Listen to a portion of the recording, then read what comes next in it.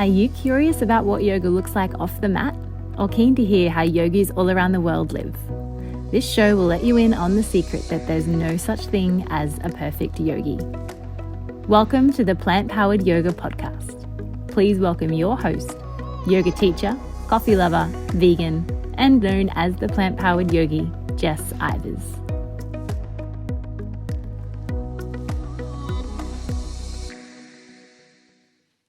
Hey everyone, Jess here. Welcome to another episode of the Plant-Powered Yoga Podcast. Today's episode is all about the things I've been asked over my time as a yoga teacher. And while I'm not a extremely seasoned yoga teacher, I haven't been teaching for years and years and years. Over the past 3 years, I have been asked a lot of questions, or even been asked some things that maybe people have assumed about yoga teachers. So today's episode is all about talking about those, and if you are a fellow yoga teacher listening, you might recognize some of these questions. So without further ado, getting into it. All right, one of the most common things that I have been asked about as being a yoga teacher is that I must be really good at yoga. And this is something that Susie and I spoke about back in episode number 2, about being good at yoga and how there's no such thing.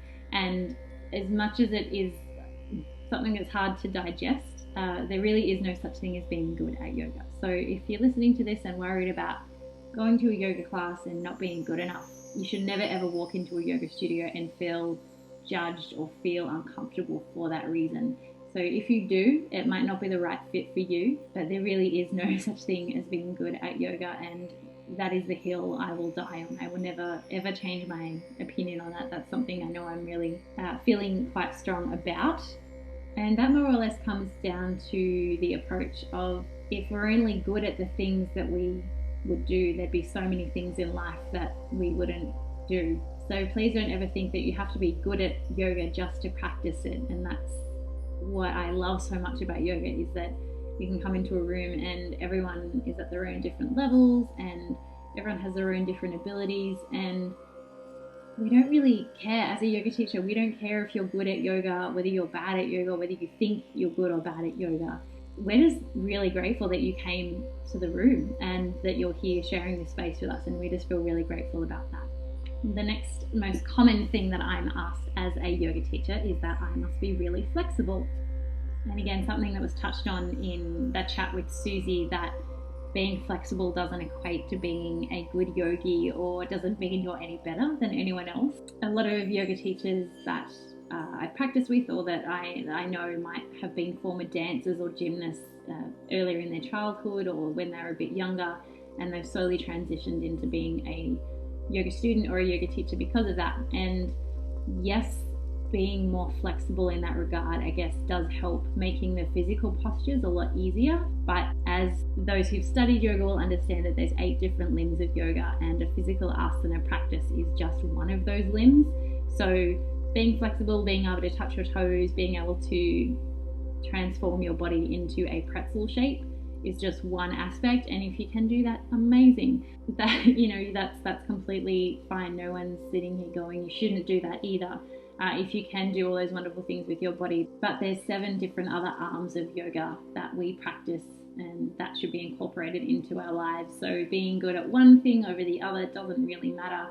It's a matter of finding a balance between all of those limbs of yoga. And that's something we'll touch on a little later in a couple of episodes' time. The next thing I get asked a lot is that I teach yoga full time, so it must pay really well, and that's my full-time job. Unfortunately, it's not. It feels like a full-time job sometimes, because you might be running around all over the place teaching a couple of classes a week, and it takes a lot more energy than what you might think, or it might take a bit more energy than some of the other jobs I do. But most yoga teachers that I know, they either still work full-time or part-time, or they have other side gigs that they have going on that help support their lifestyle. And that's what I do. I have a few other little projects and side hustles that I work on, and yoga is just one part of that. But most yoga teachers, you'll find it's not their full-time job. There's also an assumption that we love yoga so much that as a teacher that we just do it for free because we love it so much. And I do. I really, really love teaching and facilitating yoga classes, and I wouldn't do it if I didn't enjoy it. but also it really frustrates me when that is something that's brought up, or that people are expected to offer their yoga teaching services for free. My yoga teacher trainings have cost me lots of money, and it costs a lot of money to still be a yoga teacher. That's the things that people don't maybe realize. To teach yoga, you must have insurance, you must have generally a registration with Yoga Alliance or some sort of fitness registration. You have other costs that come into running a business. That might be like your car, your internet at home. There's like all these different things that come into it. You need to have a first aid certificate, CPR. A lot of these little things, they all start to add up after a while, and those things don't come for free. And this is a bit of a sticking point in the yoga community, as when you might be starting out yoga teaching, you want to offer your services to prove that you're good and worthy. And I think that's a good thing to do, maybe right at the very start, but definitely don't let people take advantage of you for that. And unfortunately, people will. But there's also a thing in the yoga community that I really don't like, is that because we're yoga teachers and because we want to share all of this wonderful knowledge and share this practice with the world, that we shouldn't be compensated for it because it's just a good thing that we should do, or that people believe that we should be able to offer something in exchange for a non-monetary item. Karma Yogi is essentially where you are a yoga teacher and a yoga studio might ask you to come work for them for free. They'll say it's not for free because you're getting something out of it. So they'll offer you unlimited classes at the studio, or a certain number of classes at the studio for your work. And your work might be cleaning the studio, maybe looking after some administration tasks for a couple of hours a week. And then because of that, you then get in exchange for classes. Now, I went down this route myself, and it's something that I actually regret.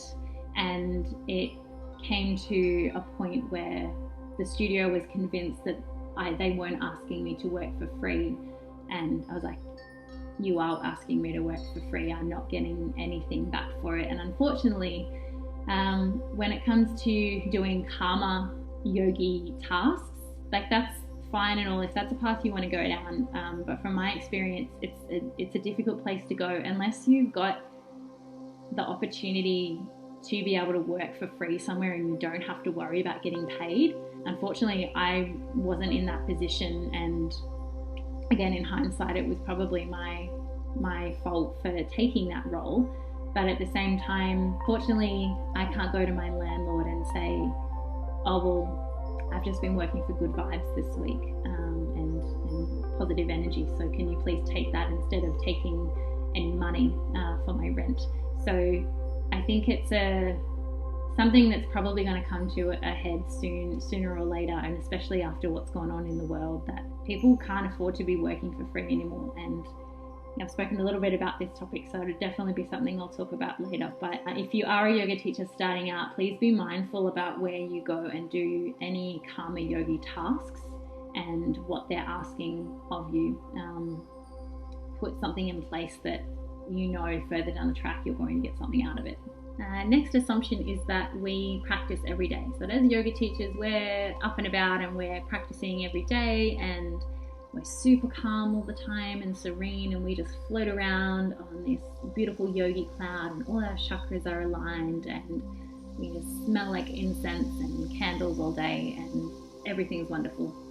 Unfortunately, that's not the case for me especially, and I know a lot of yoga teachers, like I mentioned before, yoga teaching for most people isn't a full-time job, and it can be quite stressful when you're managing a few different things and then also teaching.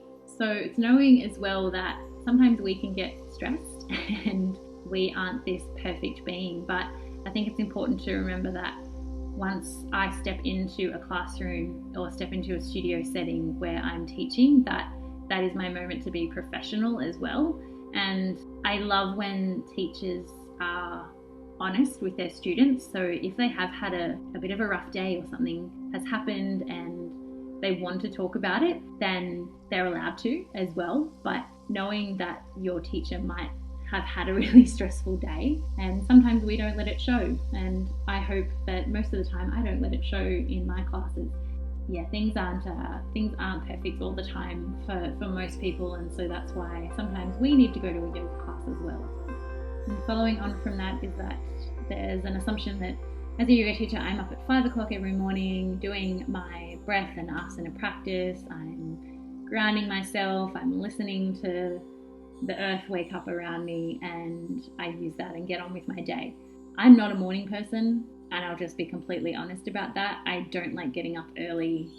I'm definitely a night owl, and while the morning is such a beautiful time to practice, when I have the opportunity to, and I do an early morning practice at 6 a.m., it's really nice, but it's not something I do every day. And again, there's this assumption or feeling of a requirement that it's something we should do. As yoga teachers, we need to be up and again practicing what we preach, so to speak. But a yoga practice can look so different for everybody. For me, it's not about getting up at 5 a.m. I know there's people that they will do that every day, and that's built in their routine, and that's awesome. My routine looks a little bit more, I really enjoy an afternoon practice or something that can wind me down at night.